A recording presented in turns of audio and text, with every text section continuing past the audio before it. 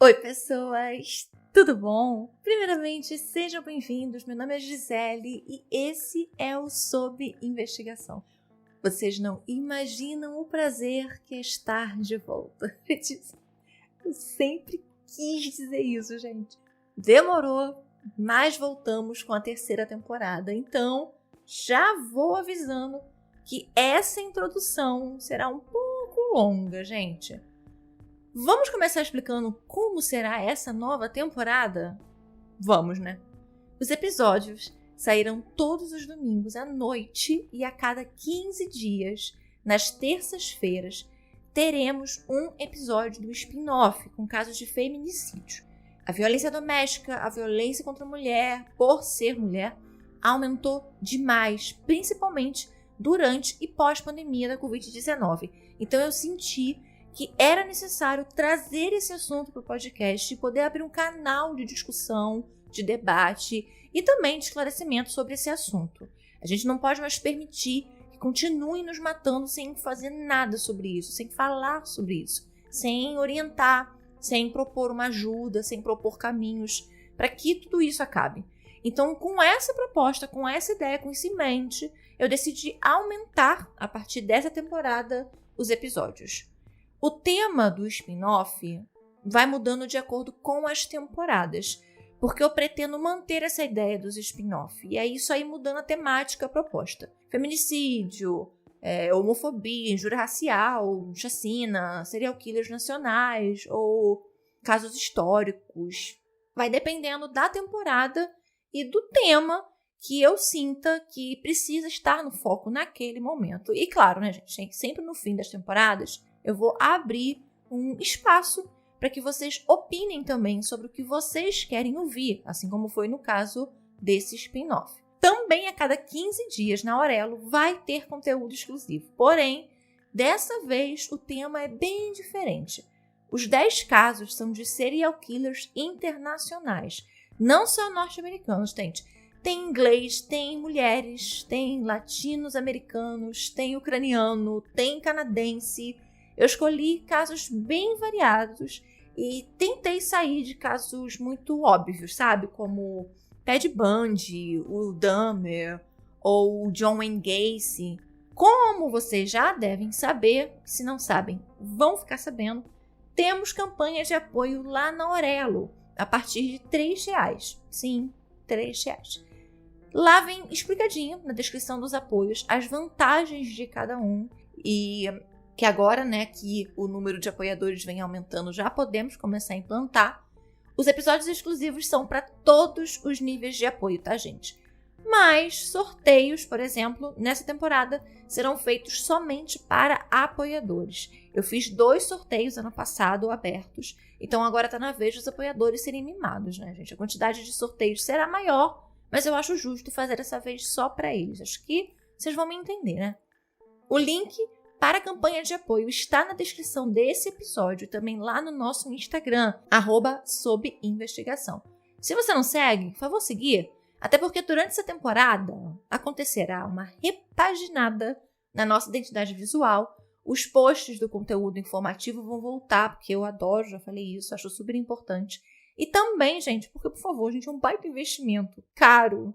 Então, vamos ajudar a podcaster aqui que vos fala a pagar pelo site, pela repaginada, porque pobre, gente. Pobre vocês também sabem. Não tem um dia de paz e nem um dia também sem boletos para pagar. Vamos aproveitar para agradecer imensamente aos apoiadores que chegaram desde que saímos de férias. E são elas. E ele também. O bendito fruto entre as mulheres. Jéssica Hoffert, Patrícia Pugliese, Fernanda Carvalho, Gabriela Carrara, Mariana Casimiro, Andriele Barbosa, Bruna Bordoni, Márcio Borrer. É Márcio Borrer ou Borrer? Gente, Márcio, se eu falei seu nome errado, depois você me manda lá no grupo do WhatsApp o seu nome corretinho, como se fala. E aí na próxima eu corrijo, tá? Juliana Borges, Sebastiana Manzi, Diana Borsato, Tainá Ferreira, Camila Barbosa, Thaís Costa, Jamine Souza, Lorena Moreira, Cíntia Pereira, Lucimara Rosa, Kelly Alomini, Laina Camila, Elisa Sena e Cláudia. que não deixou sobrenome, mas o e-mail começa com Cláudia RQ. Então, você sabe que é você, Cláudia. Eu não consigo nem descrever o tamanho do meu agradecimento, o meu carinho por todos vocês. Vocês são muito foda, muito incríveis. Muito obrigada por estarem aqui comigo. E Deus queira, e Ele quer, eu acredito nisso, que a lista de apoiadores seja assim todo mês. Amém. Se você não puder contribuir financeiramente, ouça os episódios pelo Orelo, que eles sempre fazem uma remuneração simbólica a cada play.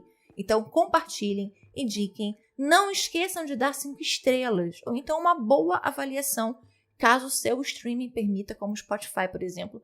Isso ajuda demais na divulgação. Então sempre avaliem, gente, seja o meu, seja o de outros criadores. Vocês não imaginam o quanto isso pode alavancar o trabalho de alguém, isso só demora 5 segundos. E para finalizar essa introdução imensa, eu quero trazer aqui uma atualização. Na segunda temporada, no episódio 10, falamos, na verdade eu mais chorei que falei, do caso do menino Bernardo Boldrini. Bem, no fim do episódio eu avisei que em dezembro de 2021 havia sido acatado o pedido de anulação do júri do Leandro Boldrini e que o novo julgamento seria dia 20 de março de 2023. Então, como o episódio está saindo hoje, dia 26 de março de 2023, eu estou gravando essa parte 5 horas depois da leitura da condenação do Leandro Boldrini. O Leandro foi condenado a 31 anos e 8 meses em regime inicial fechado. Ele foi inocentado do crime de ocultação de cadáver, então caiu mais ou menos 2 anos de pena. Porém, ele também foi condenado por falsidade ideológica. Ele já está preso desde 2014. O homicídio qualificado, que é o crime pelo qual ele foi condenado, é um homicídio, com qualificadoras. E desde a campanha da Glória Pérez, após o assassinato da Daniela, que eu também já falei aqui para vocês na segunda temporada, passou a ser crime hediondo. Então, o homicídio qualificado, por ser crime hediondo, aumenta o tempo necessário para que o apenado solicite o quê? Progressão de regime. Como ele é réu primário, a lei de execução penal fala que ele precisa ter cumprido 40% da pena para que ele tenha o direito de solicitar a progressão de regime para o regime semiaberto. Então, isso daria mais ou menos uns 12 anos e meio. Como ele já está preso há 9, então daqui a mais ou menos uns 3 anos e meio ele já está apto a solicitar o semiaberto. Lembrando, gente, eu não sou advogada, vocês ficam achando que eu sou, mas eu não sou. Eu estou falando isso baseado no que eu venho estudando, inclusive eu estava justamente estudando a LEP, a Lei de Execução Penal, dias antes do julgamento. Então, caso você, que é um criminalista, esteja me ouvindo e a informação esteja incompleta, ou você acha que é interessante fazer algum tipo de adendo à informação que eu estou dando aqui, pode me mandar uma mensagem que depois eu corrijo, tá, gente? E é isso. Falei demais, muito, mas episódio de volta é assim, tá, gente? Eu prometo que eu não vou me alongar tanto assim nos próximos, mais do que for preciso eu me alongar, ok? Caso alguém citado nesse episódio queira, pode entrar em contato através do e-mail na descrição deste episódio, sobinvestigação@gmail.com. Agora, bora para mais um caso? Durou mais de 8 horas o sequestro do avião da VASP que fazia a rota Porto Velho, Rio de Janeiro.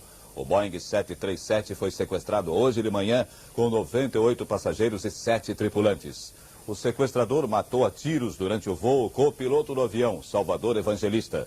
2 outros tripulantes também foram feridos. O final da chamada, no Brasil, década perdida, como os anos 80 são conhecidos aqui na América Latina de forma geral, foi marcada pelo fim do período da ditadura militar, após difíceis 24 anos de governos repressores. O Brasil ainda estava em fase de redemocratização. Foi naquele ano de 1988, em agosto, que por 474 votos a favor, a Assembleia Nacional Constituinte aprovou a Constituição Federal, em voga até os dias atuais, e que seria promulgada em outubro daquele mesmo ano. Mas muito da má fama dos anos 80 vem da situação econômica. O José Sarney era o presidente da República. Ele assumiu depois do falecimento do presidente indiretamente eleito, Tancredo Neves, de quem era vice. A equipe econômica do Sarney implantou os planos cruzados e o plano Bresser.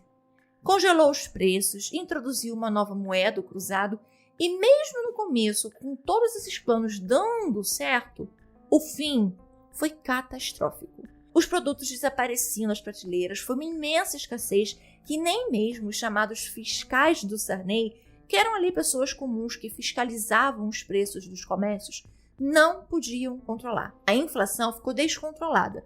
Mesmo com algum pequeno crescimento econômico, a hecatombe já estava criada. No começo do governo, a taxa de inflação era de 242% anual. No fim do mandato do Sarney, em 1990, a inflação já alcançava 1.972% ao ano. Para vocês terem uma noção de comparação, hoje, este mês de março de 2023, a inflação medida pelo IPCA gira em torno de 3 a 5%. As vagas de emprego com uma remuneração boa, uma remuneração razoável, virou item raro. O desemprego chegava aos 4%. E dentro de todo esse contexto histórico, o Raimundo Nonato Alves da Conceição era um dos brasileiros inseridos nos 4% de desempregados no país, sofrendo com a escassez e a dificuldade de voltar ao mercado de trabalho com um salário digno. Raimundo Nonato tinha 28 anos. Ele era nascido na cidade de Vitorino Freire, no Maranhão, distante uns 325 quilômetros da capital do estado, São Luís. Ele era filho de Maria Alves da Conceição e José Canário de Assunção. O pai dele era garimpeiro no Pará. De todos os irmãos, ele tinha mais proximidade com Antônio, que morava em São Gonçalo, aqui no Rio de Janeiro.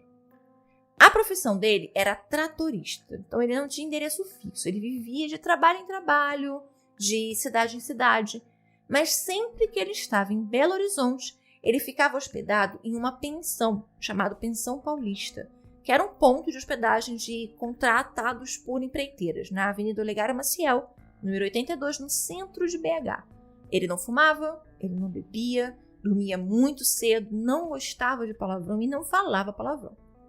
No segundo semestre de 1988, o Raimundo foi demitido da Copasa, a Companhia de Saneamento de Minas Gerais. Ele trabalhava lá como operador de rolo compactador, depois de brigar na obra na cidade de Rio Piracicaba, em Minas Gerais, com um dos engenheiros. Antes, ele trabalhara na construtora Mendes Júnior, onde por 2 vezes chegou a ser enviado ao Iraque para trabalhar em obras da empresa. As ofertas de trabalho tornaram-se muito poucas, e as que existiam pagavam muito, mas muito pouco.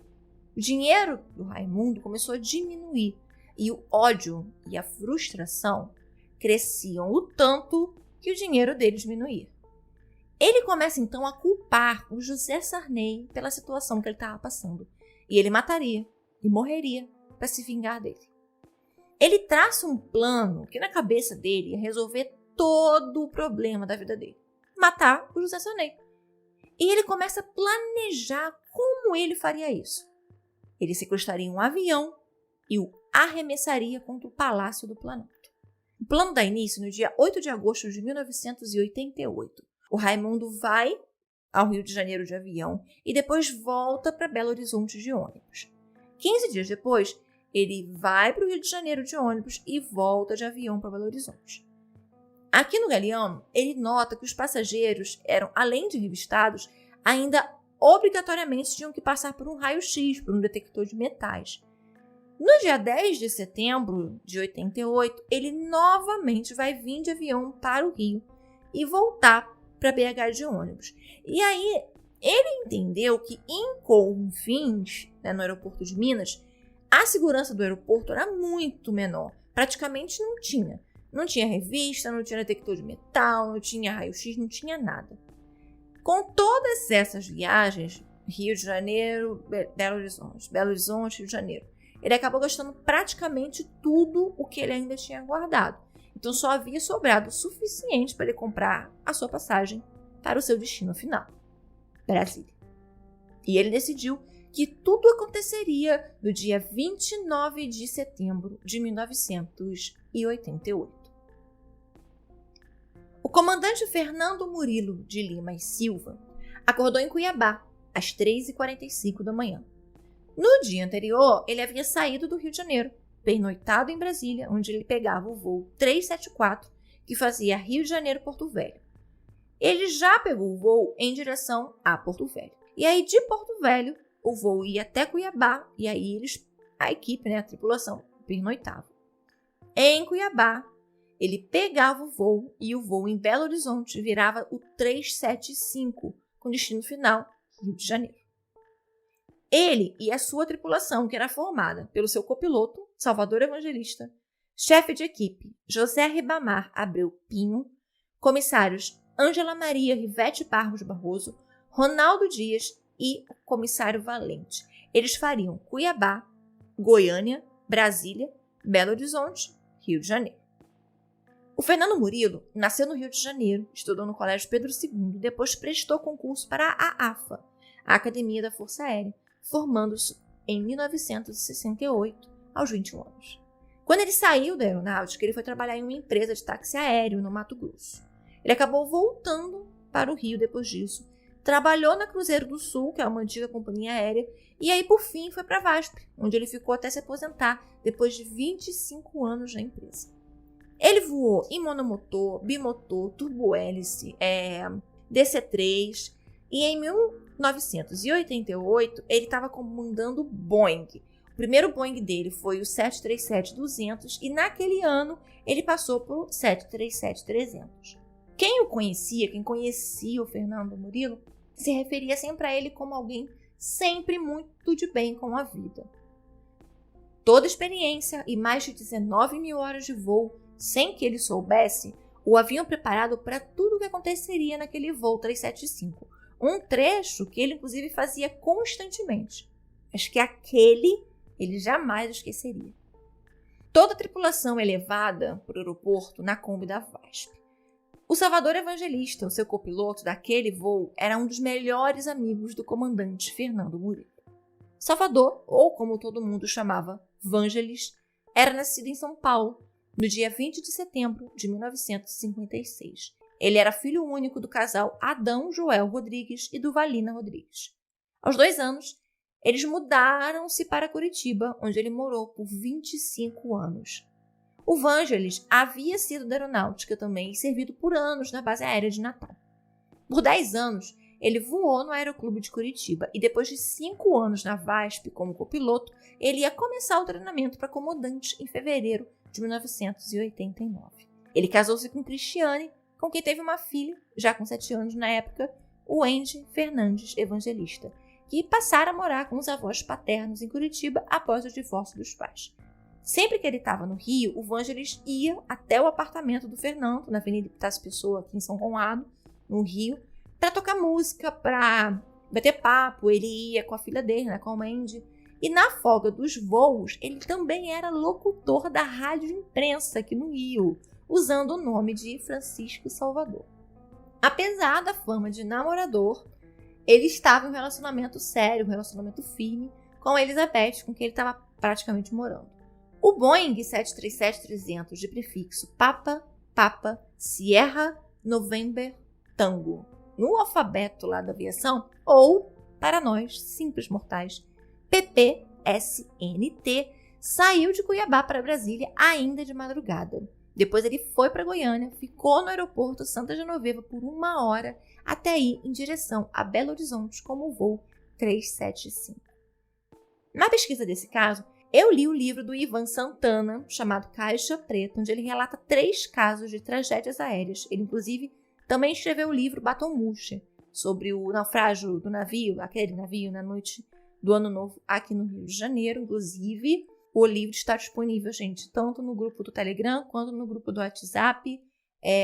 Caso vocês queiram entrar, lá no nosso Instagram tem o link, tanto para um quanto para outro. No livro, o Ivan conta que o comissário Valente, ele tinha conversado em uma conversa com a comissária Ângela, um dia antes, que ele sonhou que eles estavam no meio de um tiroteio e que os seus sonhos se realizavam. O Valente não poderia estar mais certo, mas aquilo não era um sonho, era um pesadelo. E ele estava próximo de começar.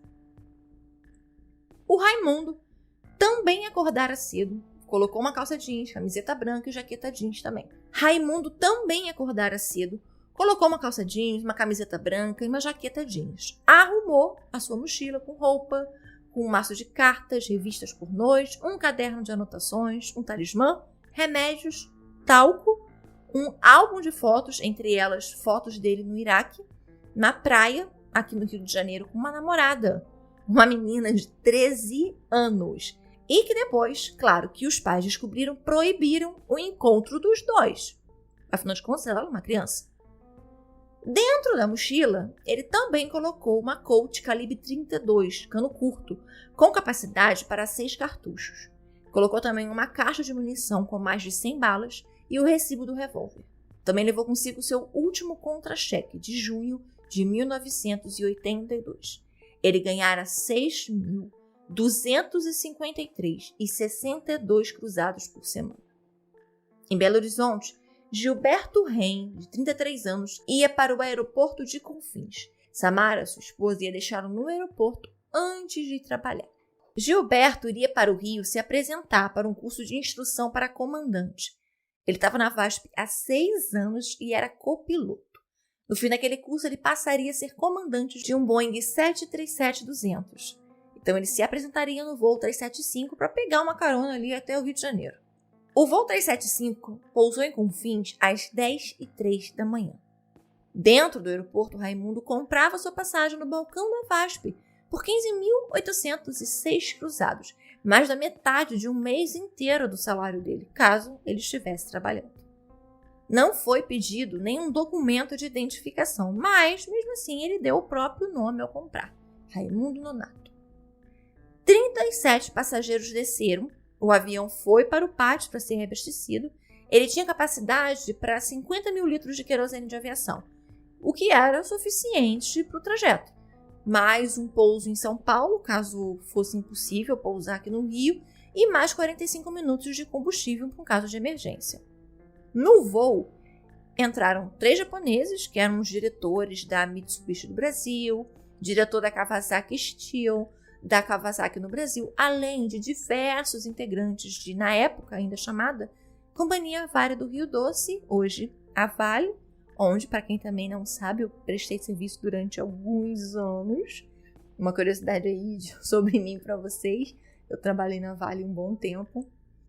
E ainda nesse voo, também tinha um grupo de funcionários da alta administração do Banco de Desenvolvimento de Minas Gerais e o irmão do ministro-chefe da Casa Civil do governo Sarney. Então tinha muito empresário, muito diretor de empresa, tinha muita gente que tinha contatos dentro desse avião. Causaria mais estresse com tudo que viria pela frente. O Reim se apresentou ao comandante do voo, o Fernando Murilo. E ele não sabia que o Salvador era o copiloto do voo. Ele e o Vangelis eram como irmãos. Eles voaram juntos na FAB, na base aérea de Natal. Os dois acabaram pedindo baixa e foram para uma empresa aérea regional no Nordeste. E dessa empresa eles também foram juntos para baixo. Eles moraram em São Paulo, dividindo um apartamento por 2 anos. Para ficar junto dos 2 amigos, tanto do Vangelis quanto do Fernando Murilo, ele acabou sentando no jump seat, que é um assento extra que também tem no cockpit e também tem esse nome porque ele se retrai, né? Cada vez que a pessoa se levanta, ele também se fecha. 60 passageiros em Confins, com os 38 que vinham das paradas anteriores. Então, o voo 375 iria para o Rio de Janeiro com 98 passageiros. Como os bilhetes de passagem em 1988 não vinham com assentos marcados, cada passageiro escolhia o seu próprio lugar. O Raimundo optou pelo assento 3C, no corredor da 3ª fila, próximo ao cockpit. Ao contrário dos demais passageiros, ele manteve sua bagagem de mão, a mochila, no seu colo, abraçando ela contra o peito. O VP 375 decolou às 10h52 da manhã, com 7 minutos de atraso. Os comissários começaram a preparar os lanches a serem servidos. O comandante Murilo pediu o almoço. O Raimundo recusou o lanche quando ele foi oferecido. Seu foco estava o tempo todo na porta do cockpit. Quando o avião já estava sobrevoando Barra do Piraí, aqui no Rio de Janeiro, o comandante pediu autorização à torre de controle para iniciar a descida. E ele foi autorizado. O Raimundo nota que a aeronave está descendo. Chegou o momento de agir e colocar em prática seu plano de vingança contra José Sarney. Ele levanta do seu assento, a mochila ainda comprimida com os braços ali contra o peito, uma das mãos, à direita, dentro da mochila, segurando o coach. Com a mão esquerda, que estava livre, ele tenta abrir a porta, que então abriu. O comissário Dias estava na Galley, que é um local onde os comissários preparam comida, esquentam comida, pegam bebida, e fica bem próximo à entrada do cockpit. Então, ao ver o Raimundo tentando abrir a porta e ali acreditando que o que ele estava tentando fazer era abrir o banheiro, ele avisa que o banheiro é uma outra porta, não é aquela. Mas o passageiro continuou ali girando a maçaneta insistentemente. Ele então usa um tom um pouco mais firme, já que o passageiro não estava parecendo ouvi-lo, e diz que ali era proibido entrar. O homem então tira a mão de dentro da mochila. Ele estava armado. Dias só conseguiu virar a cabeça. O Raimundo atirou contra o comissário. O tiro passa de raspão na orelha direita dele. Desesperado e sangrando muito, Dias corre. O comandante Murilo ouviu o barulho e aí ele fala ali dentro no cockpit que aquele barulho era um tiro. Então ele pede que o Gilberto Reim verifique a porta e tranque ela. Do olho mágico, Reim vê o homem armado parado na porta. O Dias, nisso, já estava correndo pelo corredor do avião, segurando a orelha e gritando que um homem estava atirando. Se jogou no chão sem entender o que estava acontecendo. O Raimundo começa a atirar na porta ao redor da tranca. Os tiros começaram a resvalar no painel de instrumentos. Uma delas chegou a bater no encosto da cadeira do comando, enquanto o Murilo e o Vangelis tentavam se esconder.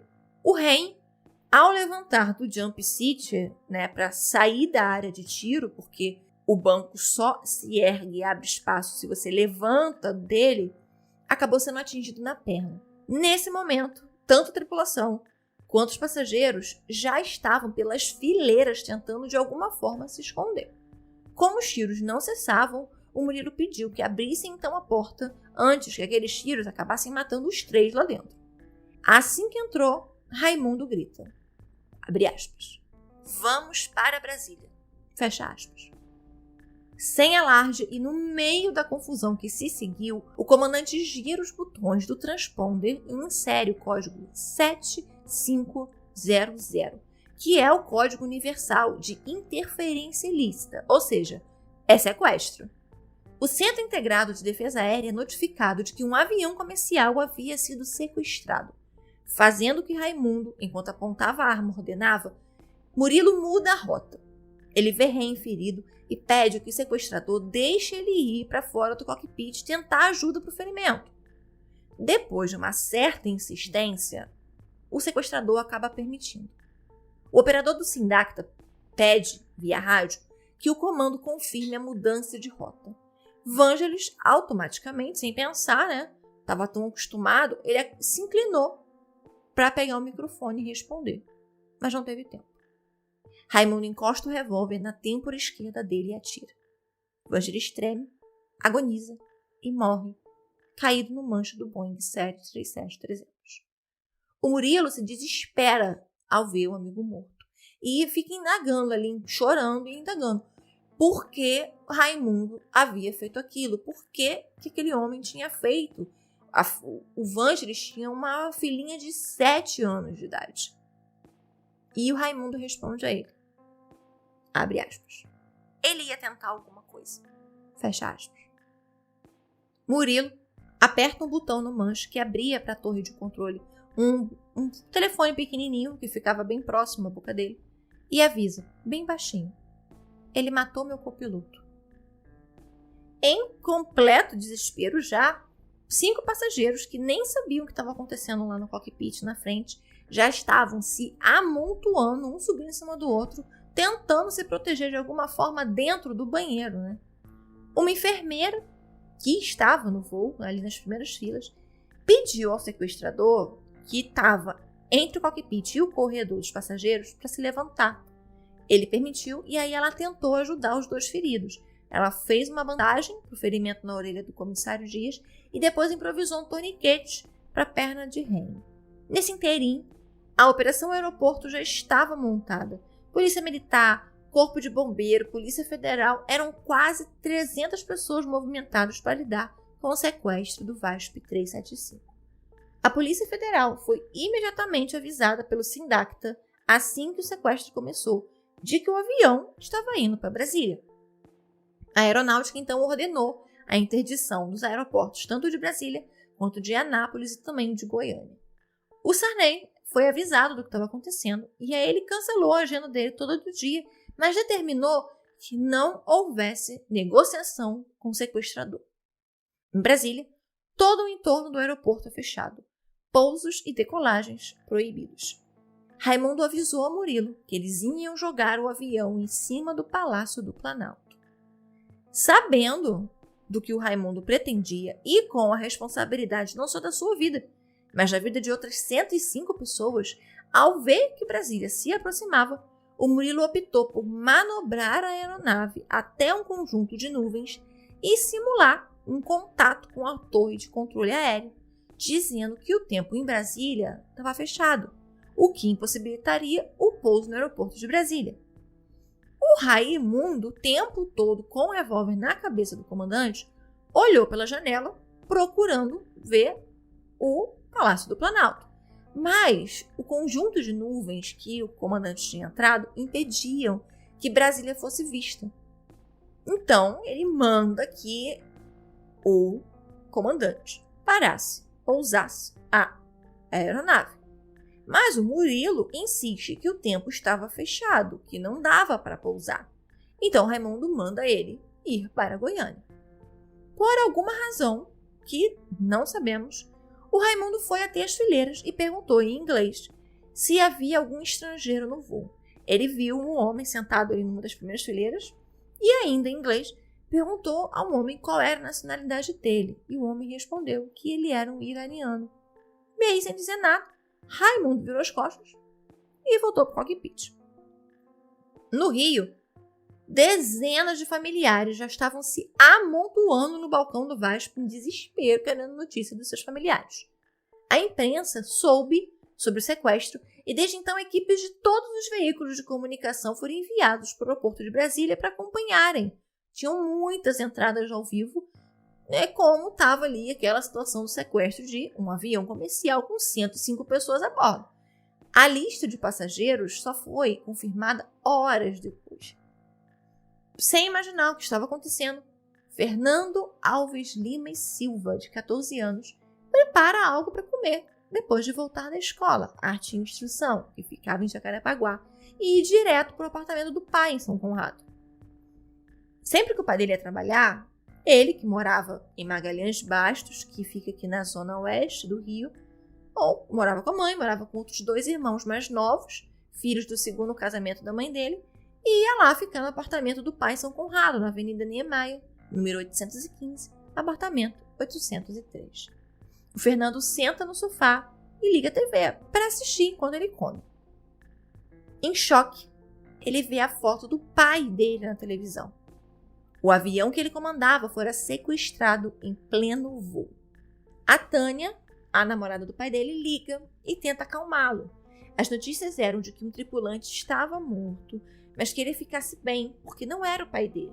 Não se sabia quem era, mas Murilo estava vivo e em contato com as autoridades responsáveis pelo espaço aéreo. Mas nada conseguia deixar o adolescente mais calmo. Depois de desligar o telefone, ele chorou copiosamente sem saber como estava seu pai. A Vilma, a mãe do Fernando, assim que soube, foi para São Conrado ficar com o filho mais velho. Juntos, ligaram para a VASP atrás de informações sobre o Murilo. O fato que dentro do avião sequestrado estava o irmão de um dos ministros do governo foi descoberto pela TV Globo. Então o governo entrou em contato com a Globo e pediu que mantivesse aquela informação em sigilo. O medo era de que, sabendo daquilo, o sequestrador utilizasse dessa informação como uma vantagem. No caminho para Anápolis, o Raimundo mudou de opinião. Manda que a rota seja alterada. Então não tinha como parar em Brasília. O Murilo fez toda aquela simulação. Então ele falou, vamos para Anápolis. Chegando em Anápolis, ele já não queria mais Anápolis. Aí ele já queria Goiânia. Só que ali em Anápolis há ainda uma base aérea da aeronáutica. Então de lá, o comando da Aeronáutica enviou um caça Mirage para interceptar e fazer o acompanhamento do Boeing. Dentro do avião, o Raimundo fala, se dirigindo aos passageiros. Abre aspas. Eu queria pedir desculpas a vocês por tudo o que está acontecendo. Fecha aspas. Quando VASP se aproximava do aeroporto Santa Genoveva, que é em Goiânia, o Raimundo aponta o revólver na cabeça do Murilo e fala: agora a gente vai para São Paulo. As luzes das bombas de combustível já estavam piscando. Os motores iam parar a qualquer momento. Eles só tinham mais 800 quilos de combustível, o que para um Boeing 737-300, nas fontes, eles comparam mais ou menos com o que seriam 2 litros de combustível em um carro pequeno. Então, assim, ele está na reserva da reserva da reserva. Então, o Murilo tentou pensar rápido. Nada do que ele dizia parecia mudar a ideia do homem que apontava uma arma para ele. Nem as luzes de emergência piscando convenciam o cara. Nem o caça Mirage bem ao lado da janela, acompanhando o voo, fazia o homem mudar de opinião. Falar não estava adiantando. A falta de combustível não estava adiantando. O homem não desistiria. Então ele teve uma ideia que na hora não pareceu tão louca, mas era louca. Uma manobra que ele já havia feito, mas nunca em um avião daquele tamanho, e ele não sabia nem se algum dia alguém já tinha feito aquilo, mas ele não tinha escolha. O motor ia parar. Aquele homem já tinha atirado em um dos seus amigos e matado o outro.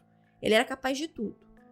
Mas Murilo também era capaz de tudo para salvar sua tripulação e seus passageiros.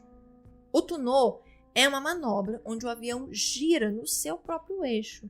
Então o avião vira, ficando de cabeça para baixo, e aí depois volta para o eixo e a cabeça volta para cima.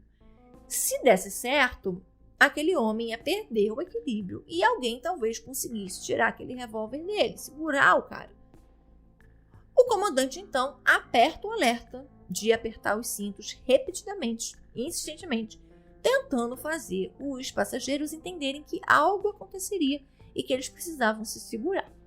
Ele desativa o piloto automático com a mão direita, aumenta a velocidade do Boeing, levanta o manche para frente, gira para a esquerda e chuta o pedal direito. Aquilo nunca havia antes sido feito em um Boeing 737-300. Mas, mesmo com o tunô, Raimundo não caiu no chão. Ele grudou na porta do cockpit com a mão esquerda e com a direita ele continuou segurando o revólver. Na volta do tunô, o motor esquerdo parou. O aeroporto de Goiânia já estava muito próximo. Então Murilo optou por tentar uma outra manobra que, novamente, tinha o objetivo de derrubar o sequestrador. O comandante inclinou a asa para a esquerda, deu um coice no pedal esquerdo e fez um parafuso. Parafuso é aquele movimento que ele vai descendo em espiral. Também uma manobra nunca feita antes, principalmente no Boeing daquele. É comum você fazer em aviões de pequeno porte, não em um Boeing. As máscaras de oxigênio começaram a cair do teto. E aí, finalmente, Raimundo caiu. Mas, antes que tentassem dominá-lo, ele consegue pegar a arma e aponta para a cabeça do comandante. Como o aeroporto estava bem na sua frente, mas bem na sua frente, o Murilo dominou o manche, segurou o avião e na terceira tentativa conseguiu tirar do parafuso, alinhou e pousou. O Boeing 737 da VASP chegou ao aeroporto de Goiânia às 2h15 da tarde. 15 minutos depois, começaram as negociações entre o sequestrador e a torre do aeroporto. Depois de um tempo, partes do avião foram encontradas em um conjunto habitacional, assim, que graças a Deus não machucou ninguém, mas as partes do avião foram caindo. Vendo que estavam na pista de algum aeroporto, os passageiros escondidos na parte traseira cogitaram fazer o quê? Vamos abrir a porta de emergência e vamos sair. A comissária Ângela os convence a não tentarem aquilo, porque o sequestrador podia perceber, se irritar e acabar matando alguém que não saiu, ou até matando um comandante. 15 minutos depois do pouso, as negociações se iniciam. O Raimundo exigia, através do Murilo, que o avião fosse reabastecido para ir a Brasília, o que seria impossível. Com as manobras, o avião estava muito danificado. Falei para vocês, ele foi perdendo várias partes. Para chegar até o pátio para ser reabastecido, só guinchando o avião. E o Murilo duvidava muito que iriam permitir que aquele avião levantasse voo novamente. Ele então pede ao Murilo que o corpo do Vangelis, que estava com o rosto ainda virado para o Murilo, em cima do manche, fosse retirado. E também pediram que as mulheres, as crianças e os feridos pudessem ser libertados. Depois de primeiro negar, ele acaba permitindo que o corpo seja retirado do copiloto e que os feridos desçam somente. O médico a bordo, tinha um médico a bordo, ouvindo o pedido do comandante de ir ao cockpit para socorrer o tripulante, parado estava, parado permaneceu. Talvez, não sei, em choque pela situação. Com a negativa da resposta de alguém, o Murilo requisitou então um chefe de equipe e um comissário.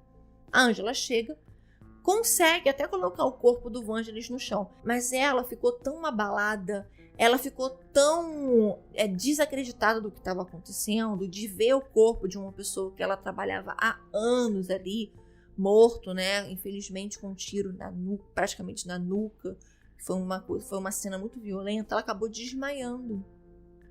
Então o Pinho, que é o chefe da equipe, chegou atrás dela e aí viu a Ângela ali desmaiada, chamou um outro comissário, o Valente.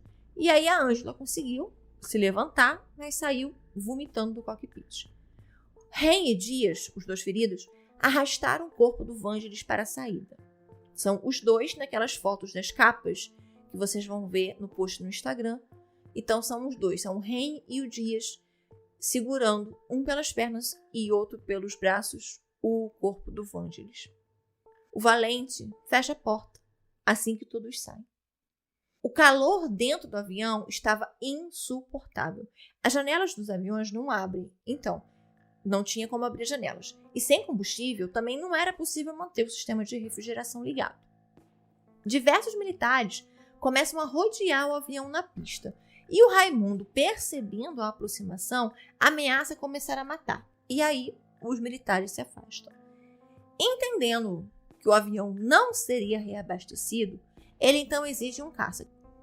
A Polícia Federal concorda em ceder um avião, mas oferece um bandeirante.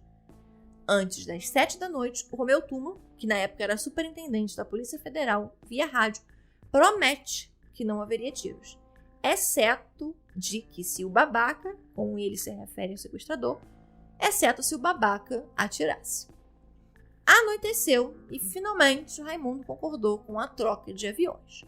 O bandeirante, segundo ele, só poderia ter um tripulante, que era o piloto, e que esse piloto tinha que estar de calção e sem camisa.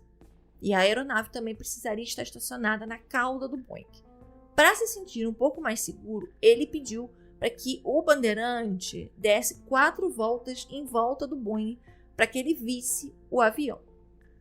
Ele colocou o Murilo em pé, sairia, mas levaria ele, Valente e Ângela junto com o bandeirante. Lá, soltaria Ângela, mas os outros 2 iriam com ele para Brasília. Já fazia 8 horas e 3 minutos desde a decolagem de BH. Os 3 formaram um escudo ao redor de Raimundo e desceram da aeronave. O que eles não sabiam é que o bandeirante era uma armadilha. Dentro dele, na parte traseira, atrás de um plástico preto disfarçado de cortina, estava posicionado um atirador de elite com uma pistola .765. A aeronave estava sem porta e sem escada. Só ali você já dava para perceber que tinha alguma coisa errada. A ideia era de que, precisando usar as 2 mãos para subir, o sequestrador ia precisar ficar sem arma, e aí ia ser fácil de abatê-lo. O Murilo juntou as 2 mãos dele em uma concha, né, para que, já perto da porta do Bandeirantes, dar um impulso para o sequestrador subir no avião. Tanto o Valente quanto a Ângela, eles vendo, né, esperando ali aquela situação, começaram a devagar se afastar. Quase como que pressentindo o que ia acontecer, o atirador, dentro da aeronave, puxou o gatilho antes que o Raimundo terminasse de entrar. O tiro acabou passando de raspão no rosto do Murilo, que fez o quê? Soltou as mãos e correu. O Raimundo caiu no chão. Caído e cheio de raiva, se sentindo traído pelo Murilo, ele alcança o revólver e atira no Murilo mirando no peito, mas acabou acertando na perna esquerda do comandante. E aí, em zigue-zague, o Murilo corre, enquanto ouve os tiros na direção dele. Começa um verdadeiro tiroteio. Aquele, igualzinho o Valente contou lá no início da história para Ângela. O Raimundo atirava e a polícia atirava de volta. Então estava voando tiro para tudo quanto é lado. O Murilo já estava, inclusive, dentro do Boeing. Lá no Bandeirante, o atirador acertou 3 tiros no Raimundo. Um atingiu o intestino grosso, outro atingiu o abdômen e o último em uma das nádegas. Um agente da Polícia Federal também foi ferido no tiroteio. Todos foram encaminhados para o Hospital Santa Genoveva. Um boletim das 8h30 da noite, divulgado pelo hospital, afirmava que o Raimundo estava sendo atendido e os seus sinais vitais eram normais. 3 horas depois, os jornalistas tiveram acesso ao sequestrador. Ele saíra do centro cirúrgico depois de 5 horas e 40 minutos de cirurgia para remover os tiros. Os passageiros, sem necessidade de atendimento hospitalar, foram levados pela VASP para o hotel Umuarama e aí pela TV eles acompanharam os desdobramentos no noticiário. No dia seguinte, o Raimundo saiu da UTI e foi para um apartamento dentro do hospital. No domingo, um escrivão e um delegado da Polícia Federal ouviram Raimundo em interrogatório algemado na cama do hospital. O que ele dizia era que o sequestro foi por motivos pessoais, não por razões políticas. A um dos médicos, inclusive, que estavam tratando ele dizia que a intenção dele era salvar o Brasil. Surgiram boatos de que o Raimundo tinha pedido à Rádio Globo e à Rádio Nacional que passassem uma mensagem para o pai dele, que morava em Itaituba, no Pará, e também para o irmão dele no Rio, mas não foram boatos confirmados. Uma comissão de segurança aeroportuária com representantes da aeronáutica, dos aeroportos, da Polícia Federal, da Polícia Civil, da Receita Federal e de várias empresas aéreas foi formada para discutir como pode ter acontecido aquele sequestro. Mas a primeira entrevista do ministro da Aeronáutica foi dizendo que a revista de passageiros não seria reforçada, porque tudo aquilo era um fato isolado, era só um ato de um psicopata qualquer. O corpo de Vangelis foi levado de caça para Curitiba. Ele foi velado na capela do cemitério da Água Verde e enterrado no cemitério Parque da Saudade, em Curitiba. 100 pessoas compareceram ao enterro. 2 aviões de pequeno porte sobrevoaram o cemitério em homenagem ao aviador. Quando Raimundo Nonato seria transferido para a prisão, depois da alta hospitalar, ele morreu na cama do hospital, sem qualquer razão. Tanto o hospital quanto o Instituto Médico Legal de Goiânia não quiseram fornecer atestado de óbito, não quiseram assinar. Então a Polícia Federal chamou o legista Badan Palhares, que trabalhava em São Paulo. O laudo dele diz que a causa mortis foi um quadro infeccioso advinda de uma anemia falciforme. Mas lembram que eu disse uma vez para vocês que muitos casos são interligados de alguma forma ou de outra, quase, sabe naquela sequência de 7 pessoas que levam uma pessoa a conhecer a outra do outro lado do planeta, conectados por acasos e coincidências? Pois bem, o Badan Palhares, poucos anos depois, ali em 1993, ele ficou muito famoso, por ter sido quem foi também chamado pela polícia para investigar a morte de ninguém mais, ninguém menos do que o PC Farias, que todos sabemos o quão controverso foi o laudo dele, que, mesmo sendo médico legista, afirmou que a Suzana Marcolino matou o PC Farias e depois se matou. Então, logo, as pessoas lembraram da morte suspeita do Raimundo e dos boatos naquela época de que o Raimundo havia sido, na verdade, assassinado pela polícia. Mas nada foi provado até hoje e a história virou somente história. No dia do aviador, 23 de outubro, o comandante Fernando Murilo recebeu a Ordem do Mérito Aeronáutico. A Wendy, que tinha feito já 8 anos, 5 dias depois do falecimento do pai, também recebeu uma medalha em miniatura em lembrança ao pai, naquele dia do aviador de 1988. O Murilo ficou 2 meses se recuperando do tiro da perna, precisou fazer fisioterapia, precisou passar por uma nova avaliação aeronáutica para poder retornar ao trabalho e por um tempo ele só fez o trajeto desses voos, o 374 e o 375, para que a VASP soubesse como ele reagiria e se sentiria pilotando novamente o avião e principalmente passando naquele trajeto de novo. A VASP inaugurou uma praça na sede da empresa no aeroporto de Congonhas, que recebeu o nome de Salvador Evangelista. Depois de se aposentar, o Murilo ficou um tempo dando aula em Curitiba, depois voltou a voar pela Oceanair, que depois foi adquirida pela Avianca até. Ficou um tempo também na Companhia de Cargas Rio Linha Aéreas, até que ele parou de vez e foi morar em Búzios, na região dos Lagos, aqui no Rio de Janeiro. Em 2001, ele foi, com um enorme atraso, diga-se de passagem, homenageado pelo Sindicato Nacional dos Aeronautas com o troféu Destaque Aeronauta. Infelizmente, Murilo faleceu no dia 26 de agosto de 2020 de complicações de diabetes e problemas cardíacos. Ele deixou uma esposa e 2 filhos. O José Sarney nunca falou, ligou ou agradeceu ao ato heróico do comandante Fernando Murilo. A UEND entrou na justiça contra a Infraero em 2007, pedindo uma indenização pela morte do pai e uma pensão vitalícia. Após 23 anos, em 2011, a Infraero foi condenada em segunda instância já a pagar uma indenização por danos morais ao UEND no valor de R$250 mil. Eles recorreram ao STJ e até o momento, pelo menos até onde eu tive acesso ao processo e consegui apurar, a indenização não foi paga. Hoje, a UEND é psicóloga, é casada e mãe de 3 filhos. Um filme com a Disney como produtora vem sendo gravado sobre esse caso, com um investimento de um pouco mais de R$15 milhões, dirigida por Marcos Baldini.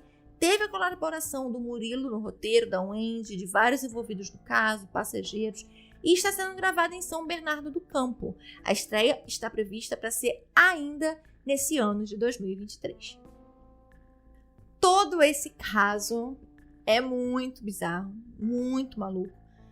O cara queria atacar um avião no Palácio do Planalto, sem nem saber se o Sarney iria estar lá, sem se atentar para o fato de que ele não só estaria se matando, como ia estar matando todas as pessoas dentro daquele avião que nada tinham a ver com aquilo, com todas as pessoas que, caso o Sarney estivesse no Palácio do Planalto, também trabalham lá e também morreriam. Então, assim, é um ato de total loucura. Assim como o fato de o Sarney, mesmo sabendo que o comandante Murilo conseguiu fazer com que um avião não caísse em Brasília, jamais agradeceu. E também, assim como é outra loucura e absurdo, nós já estarmos em 2023 e a Infraero ainda está recorrendo de uma indenização que deveria ter sido paga em 1988. Porque, independente da abertura do processo, eu acredito que fosse o mais digno. Esse foi o episódio de hoje. Muito obrigada por estarem com Sob Investigação até agora e espero que fiquem comigo aqui durante toda a 3ª temporada. São 30 episódios que teremos nessa temporada agora, mais os 10 de conteúdo exclusivo, como eu disse para vocês. É só apoiarem lá na Aurelo e vocês vão ter acesso não só aos conteúdos novos, como também os conteúdos que já estão disponibilizados lá. Se você não segue a gente, pode seguir, @investigação no Twitter, Instagram, Facebook. Em todos os lugares nós somos @Sob Investigação. O roteiro desse caso vai estar todinho lá no nosso blog, que vai estar aqui na descrição do episódio, e assim também como eu vou disponibilizar para vocês todas as fontes. Como eu disse, o livro do Ivan Santana está também lá no grupo do Telegram Sob Investigação e também está no grupo do WhatsApp. Você escolhe qual o aplicativo que você gosta e é só entrar lá nos destaques, tem salvo o link direto. Vejo vocês no próximo episódio, gente. Beijos!